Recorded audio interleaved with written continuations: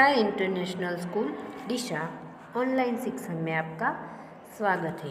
विद्यार्थी मित्रों, आज हम हिंदी व्याकरण में संज्ञा के बारे में जानेंगे और समझेंगे। उससे पहले आप एक छोटी सी मैं एक कहानी सुनाती हूँ, वो सुनिए। छोटी सी बात। जरा नमन के जन्मदिन के बारे में जानिए और बताइए कौन कौन से नाम आए हैं। आपको क्या करना है, मैं जो कहानी आपको जो बात बता रही हूँ वो सुनना है और फिर हमें देखना है कि उनमें कौन कौन से नाम आए थे। तो आज नमन का जन्मदिन है। वह अपने मित्रों के साथ होटल में जन्मदिन मनाने के लिए आया है। होटल के हॉल में ऊंचाई पर एक बड़ा गुब्बारा बंधा है। गुब्बारे में बहुत सी टॉफ़ी और चॉकलेट भरी हुई है। कुछ बच्चे आइसक्रीम वाले से आइसक्रीम ले रहे हैं और कचरा कूड़ेदान में डाल रहे हैं। हॉल की सजावट बड़े सुंदर ढंग से की गई है। सलमा और विभा की खुशी देखते ही बन रही है। तो यह कहानी हमने सुनी। अब हम इसके बाद हम देखेंगे कि उसमें कौन कौन से नाम आए हैं। तो वाक्यों में सभी रंगीन शब्द नाम हैं। ये नाम अलग अलग प्रकार के हैं। जैसे प्राणी यानी व्यक्ति के नाम तो नमन, सलमा, विभा। स्थानों के नाम तो होटल, हॉल। वस्तु के नाम तो आइसक्रीम, गुब्बारा, टॉफ़ी, चॉकलेट, कूड़ेदान, कचरा, वो सभी वस्तुओं के नाम हैं। जातियों के नाम पूरी जाति का बोध कराते हैं। मित्रों, बच्चे, आइसक्रीम वाले, ऐसे। फिर भावों के नाम जानिए तो ऊंचाई, सजावट, खुशी, ये नाम संज्ञा कहलाते हैं। इस प्रकार किसी वस्तु, स्थान, प्राणी, जाति और भाव के नाम को संज्ञा कहते हैं।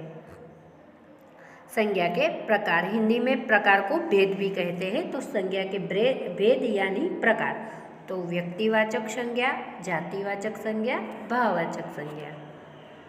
तो व्यक्तिवाचक संज्ञा समझने से पहले हम कुछ वाक्य देखते हैं। विराट कोहली श्रेष्ठ बल्लेबाज है। फिर दूसरा वाक्य है अजंता की गुफा बड़ी सुंदर है। तीसरा वाक्य देखिए, वाराणसी प्राचीन नगरी है। तो दिए गए वाक्यों में विराट कोहली एक विशेष व्यक्ति का, अजंता एक विशेष स्थान का तथा वाराणसी एक विशेष नगरी का नाम है। ये सभी व्यक्तिवाचक संज्ञाएं हैं। तो अतः हम कह सकते हैं कि जिन शब्दों से किसी विशेष व्यक्ति, प्राणी, वस्तु, स्थान के नाम का पता चलता है उन्हें व्यक्तिवाचक संज्ञा कहते हैं।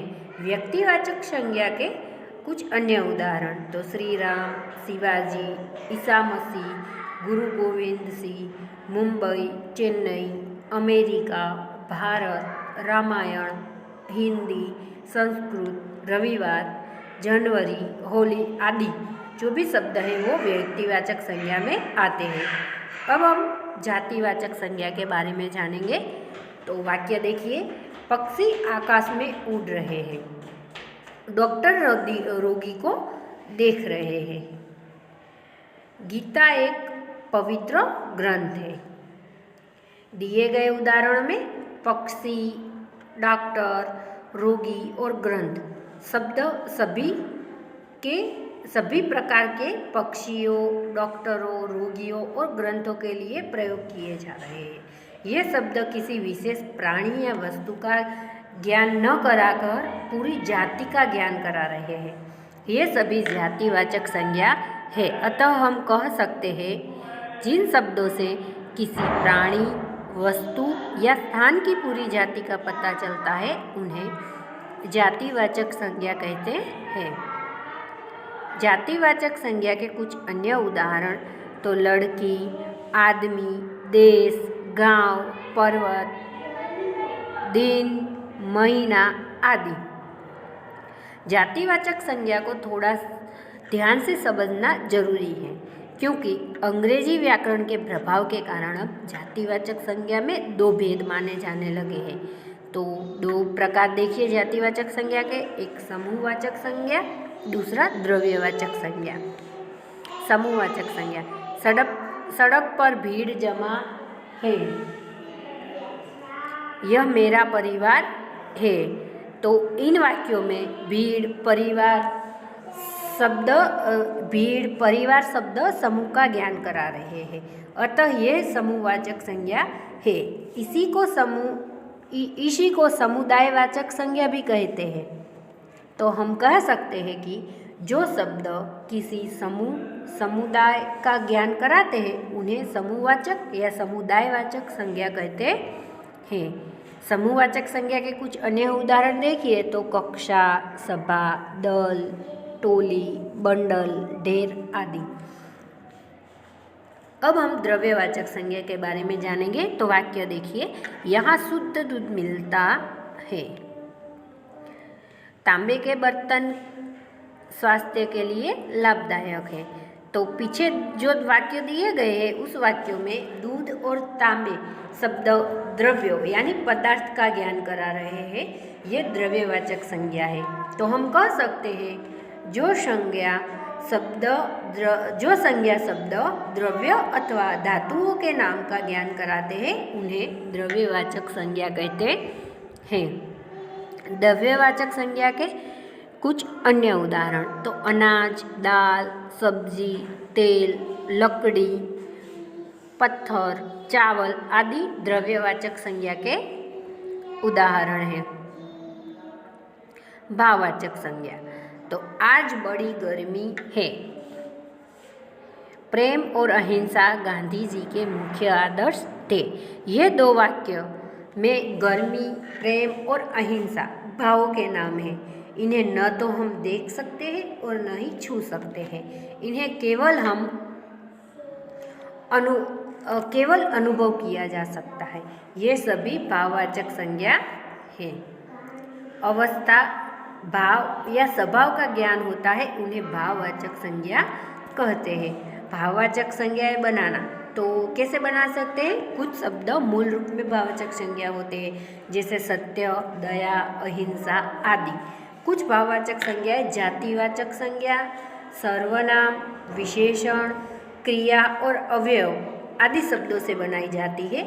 जैसे जातिवाचक शब्द देखिए पशु, तो उसका भाववाचक होगा पशुत्व या पशुता। वीर, तो वीरता होगा भाववाचक। शत्रु का भाववाचक होगा शत्रुता। देव का भाववाचक होगा देवत्व। माता का भाववाचक होगा मातृत्व। पुरुष का भाववाचक होगा पुरुषत्व।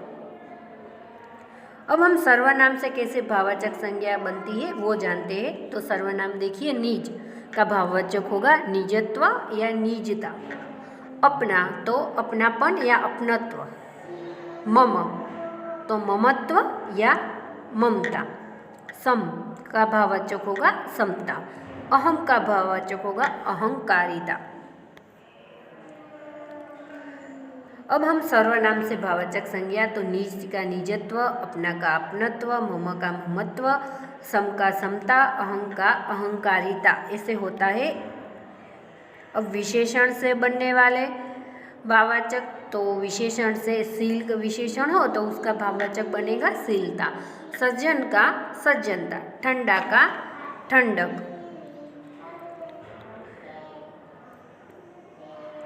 गोल का गोलाई। डरपोक का डर। लघु का लघुता। ऐसे विशेषण से बनेगा। अब क्रिया से क्या भाववाचक संज्ञा कैसे बनाना? तो क्रियावाचक रोना तो रुलाई, पालना तो पालन, ढलना तो ढलान, देना का होगा दान। क्रिया से भाववाचक संज्ञा, तो क्रिया कूटना, तो उसका भाववाचक होगा कुटाई। उड़ना का भाववाचक होगा उड़ान। अब अवयव से भाववाचक संज्ञा कैसे बनती है? तो अवयव अंदर है, उसका भाववाचक है अंदरूनी। बाहर का बाहरी, ऊपर का ऊपरी, भीतर का भीतरी, ऐसे भाववाचक संज्ञा बनेगी। अब हम संज्ञा के बारे में हमने जो भी जानकारी इकट्ठा हमने समझी है और जाना है, उससे हम कुछ बातें याद रखनी है। तो आपको याद रखना है कि किसी संज्ञा की व्याख्या, तो किसी वस्तु, प्राणी, स्थान या भाव के नाम को संज्ञा कहते हैं। फिर संज्ञा के 3 प्रकार होते हैं, व्यक्तिवाचक, जातिवाचक, भाववाचक। और अंग्रेजी व्याकरण से प्रभावित कुछ विद्वानों ने जातिवाचक संज्ञा के 2 प्रकार स्वीकार किए हैं, द्रव्यवाचक संज्ञा और समूहवाचक संज्ञा। अब हम भाववाचक संज्ञा है, तो भाववाचक संज्ञा है जातिवाचक संज्ञा सर्वनाम, विशेषण, क्रिया और अवयव शब्दों से भी बनाई जाती है। इन बातों का हमें ध्यान रखना है। तो विद्यार्थी मित्रों, हमने संज्ञा के बारे में जो भी समझा है आपको फिर से ध्यान रखना है और उसके बारे में पढ़ना है। धन्यवाद विद्यार्थी मित्रों।